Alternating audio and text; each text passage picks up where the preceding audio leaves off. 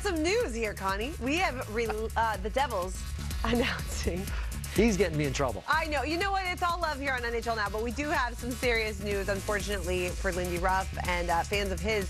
The Devils have relieved him of his coaching duties, and they've named associate coach Travis Green as interim head coach for the rest of the season. Now, guys, this is something that has certainly been in the rumblings around the hockey world for weeks. In fact, even you mentioned going back to last year when they got off to a 2-game losing streak to start the season, fans are chanting "Fire Lindy." Now, we know the rest of that season was history. They go on to make the playoffs, but this year things have not gone well. They know that they're a talented group, and we talked about them earlier. So do you think this is enough? Like right now, do you think this is enough of a wake-up call for the team to get it together and make the playoffs? Well, what it's telling me is that Tom Fitzgerald thinks they're capable of more. And Tom Fitzgerald basically put this team together. He also brought in Travis Green that last offseason, probably with the thinking that, okay, if we stumble again or if it's not a great season, I've got a fallback plan in Travis Green. Of course, Travis Green, longtime coach for the Vancouver Canucks. Travis Green was also the coach who Quinn Hughes of the Vancouver Canucks kind of developed under. Right. And they're hoping maybe that, not that Travis Green was a defenseman, Travis Green was a forward, but they're hoping that Luke Hughes has that same kind of development. So I think he was doing it too for Lindy Ruff, because they come back off of this road trip and you start hearing those chants at the Rock. It's not fair to Lindy Ruff. And Lindy Ruff's been a great coach in the NHL wherever he's been. Really long run in Dallas, had a pretty good run here with the New Jersey Devils. But I think he was going to spare him maybe a little bit of humiliation, because the chance, I'm sure, would have been there. So preemptive strike, but I think it's also a vote of confidence for the players that, guys, we're capable of better, we can do better. And let's see what we can do for the end of the season.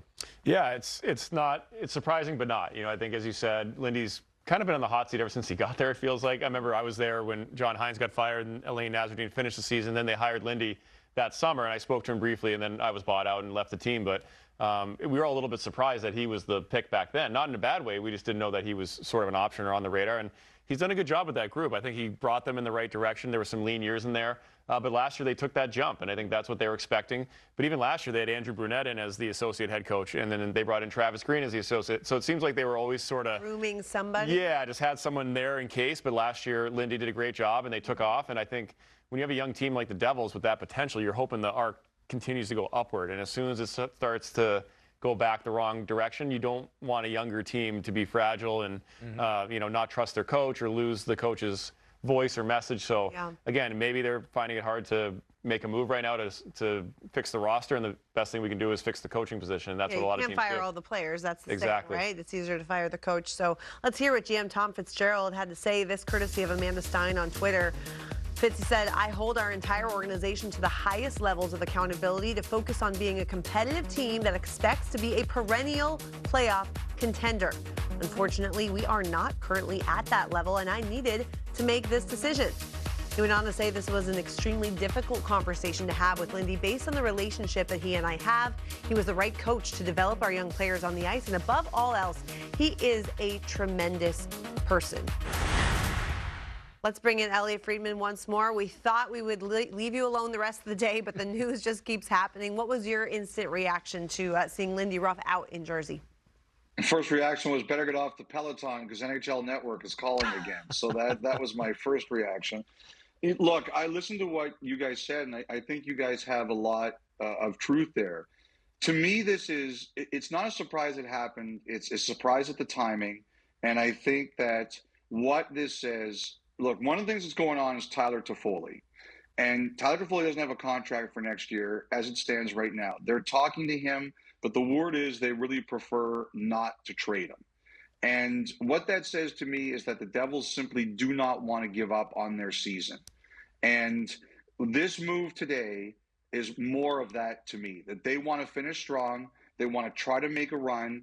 Rightly or wrongly, I think those teams in the Metro that are chasing Philadelphia see the Flyers as vulnerable, and they want to take a run at them. It's going to be a huge task. It's going to take a lot of work. They just had a nightmare couple of games in Southern California. But to me, this is the Devils saying that we can play a lot better than we are, and we can make a run at this, and we expect that we're going to try. And that's what this move is for me. Because, guys, you look at the Devils organization, you know, Corey, I know you're a member of the goalie union. You will never slander the goalies. They haven't had great goaltending this year. They moved out 2 defensemen from last year. Dougie Hamilton got hurt. A lot of guys forced into roles that maybe they weren't ready for. I think the Devils still have a very big window to be a contender, but this year they simply have not been as good as they need to be, and that's not all on the coach. But as you guys said, sometimes the coach takes the blame. Hey, Friedge, I know you mentioned Toffoli and probably conversations with him about his future. He wants to know who the head coach is going to be. Maybe there was some of that in this. But how about the fact that Travis Green was the coach of Jacob Markstrom back in Vancouver? Do you think there's any validity to the idea that maybe somehow they're trying to get Markstrom and maybe making this move as a draw somehow for him? You know what I've just learned? That when you're not on air, Jamie, you're surfing the dark web. You're doing your conspiracy work. This was also courtesy. This idea popped into my head and my ear thanks to our wonderful researcher, Lawrence Goldstein. So I got to give him credit. Well, first of all, it's very kind of you. But if you don't take credit for things you didn't do, you'll never go anywhere in this business. I would simply say that I think that's a factor. There's no doubt that when the Devils were doing their research into Markstrom, and Markstrom is a guy who has indicated he will play in New Jersey, and I think the Devils will continue to pursue him. They would have asked Travis Green, what do you think? And Jacob Markstrom went from a very raw product in the NHL to a legitimate starting goaltender during the time that Travis Green was there.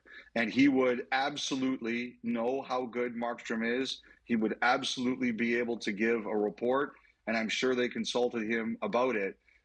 You know, I just think right now that this is more to me about the Devils saying the way we're going, even with whatever roster questions we have, it's got to stop. You know, Steve, you made a really good point about what the reception could be about in New Jersey for Ruff when he gets home.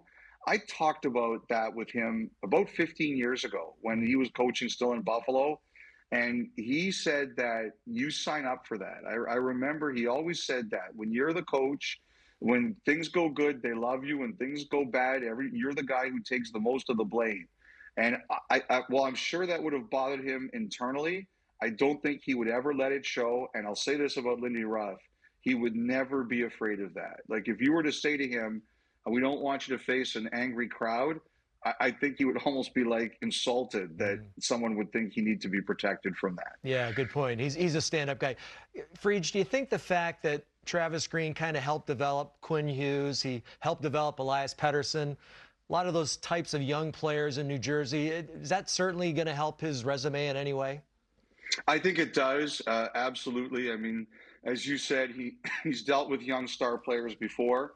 You know, one of the things, though, about Jack Hughes is Jack Hughes, unless that changed this year, Jack Hughes was one of the biggest Lindy Ruff fans out there. Like last summer, you know, I think the Devils were considering, are we in the right frame of mind or do we have the right person behind the bench? And Jack Hughes was, or a couple of years ago, excuse me, not last summer, obviously after they won, but Jack Hughes was one of the players who really stood up for Lindy Ruff and really supported him. But as you mentioned, Green has a lot of experience with young players. Like Luke Hughes, for example, he's playing 21 minutes a night. You can tell, you know, he's a really talented guy. He's a little raw. And I do think that teaching will be very important. But the one thing about Green, too, is I know from guys who played for him, he can be tough in the ways that you need a coach to be tough. He can push you, he can grind you, and he can make you better. And that's one of the things that the Devils are definitely going to have to work on here. They've made a lot of changes this year, Steve. They changed the way they played in the D zone. They've had to change the way they attack a little bit. I think one of the issues here is they're also trying to find their identity in terms of the systems that they're going to play, especially in terms of their own end. Well, it's certainly going to be interesting to see as we look at the standings here. I was just checking to see quite how far out they are right now, and it looks like they're 8 points out of a playoff spot. They do have a couple of games in hand on Tampa, but they've got a monster stretch coming up. 3-game homestand, and it starts tomorrow night against the toughest team in the East in the Florida Panthers. So if they're looking for that new coach bump, I guess they figured right now might as well be the time to do it. Hey, Elliot, we'll let you get back to the Peloton. Thanks so much for joining us again. I'll get back to my deep web or dark web searching. Clearly, I'm into that. So thanks so much, Preach. I'm dropping phones. We're a mess over Hopefully you guys don't have to hear from me a third time. The audience doesn't need that. Take care, guys. My pleasure. Yeah.